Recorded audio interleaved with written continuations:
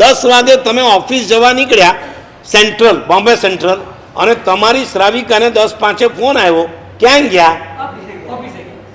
તમે હજી ક્યાં છો? હજી લિફ્ટમાંથી નીચે ઉતરીને ગાડીમાં બેઠા. ક્યાં ગયા? ઓફિસ ગયા. કોઈ ખોટું કહે ને? ના કહે. ક્રિયમાણમ કૃતમ, ચલ માણે ચલી, કડે માણે કડે, આ બધા ભગવતી સૂત્રના સૂત્ર છે. એના આધારે શિષ્ય બરાબર બોલ્યા, પણ ગુરુએ પકડી લીધું. જે કાર્ય જ્યારે પૂરું થાય ત્યારે જ એને પૂરું થયું. ભલાએ સમજાવ્યા, ના માન્યા. કોણ છે જમાલી ખબર છે? ભગવાન મહાવીરનો સગો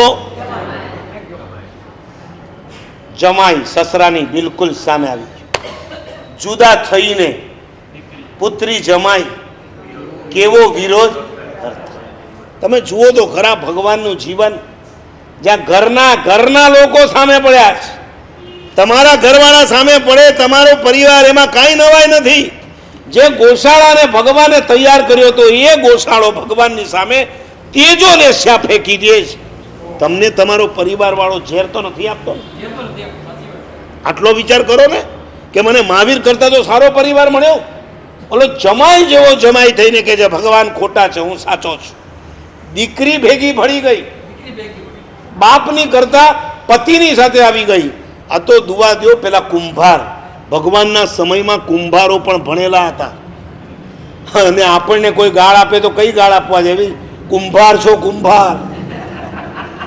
કારણ કે અક્કલ જ ના હોય, એને ગધેડા ચડાવતા અને ઘડા બનાવતા સિવાય કાંઈ આવડતું ના હોય. એ કુંભાર ભણેલો હતો ને આપણે ભણેલા હોવા છતાં કુંભાર જેવા છે. દુવા દો એક કુંભારે ત્યાં ઉતર્યા હતા વસ્તીમાં. દીકરી સાધ્વીજી, 1000 સાધ્વીની ગુરુણી છે. અને એને ધીરે રહી માચીસ સળગાવી અને એનો સાડલો હોય ને, સાડલો આમ સાઈડની અંદર નાખ્યો. ચેલીની નજર, ગુરુજી આ કપડું બળી ગયું.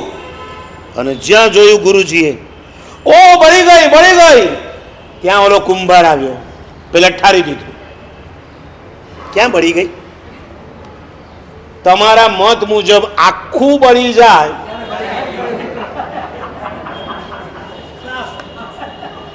કાન પકડાવી દીધા. યસ, મારા મિસ્ટર ખોટા ને મારા મહાવીર સાચા. જતા રહ્યા પાછા પ્રભુના પરિવારમાં. જમાલી ન ગયો તે ન ગયો. ઉત્સુત્ર વચન કરીને જમાલીએ પોતાનો સંસાર વધાર્યો. સમજાણું? જે કોઈ ચીજ તમને ન સમજાય, તમારા પરિવારમાં પણ રાત્રિના સમયમાં તમે લોકો ચર્ચા કરવા જ્યારે બેસી જાઓ છો ને, ત્યારે ન આવડતું હોય તો ઠોકાઠોક મત કરો. તમે આ બેનો હારા, દીકરા દીકરી પ્રશ્ન કરે તો કહી દે, બેટા મને પૂછે છે એના કરતાં મારા સાહેબને જઈને પૂછ્યા. આમાં મને નહીં સમજાય, હું તને નહીં સમજાવી શકું. કહો છો કે નથી કહેતા આવું? હું નહીં સમજાવી શકું, તું મારા સાહેબ પાસે જા, તો છોકરો બચી જાય. અગડમ બગડમ અષ્ટમ પષ્ટમ ઘષ્ટમ કરી નાખો, છોકરો હોય ત્યાંથી એ જતો રહે. માટે નંબર 1, જેની ખબર નથી એની પકડ મત રાખો. જે પદાર્થની ખબર નથી એની પકડ મત રાખો. અને કદાચ પકડાઈ ગયું પણ સાચું કોઈ સમજાવે, તરત શું બોલવાનું? મિચ્છામી. ઓકે, 3 મિથ્યાત્વ. આગળ અહીંયા અટકું છું. આવતીકાલે આપણે બાકીના 2 પૂરા કરી અને આખું પ્રવચન, આ કુદર્શન અને મિથ્યાત્વ બંને દુર્ધ્યાન સમાપ્ત કરશું. વિતરાગ પરમાત્માની આજ્ઞાવૃત કંઈ પણ બોલાઈ ગયું.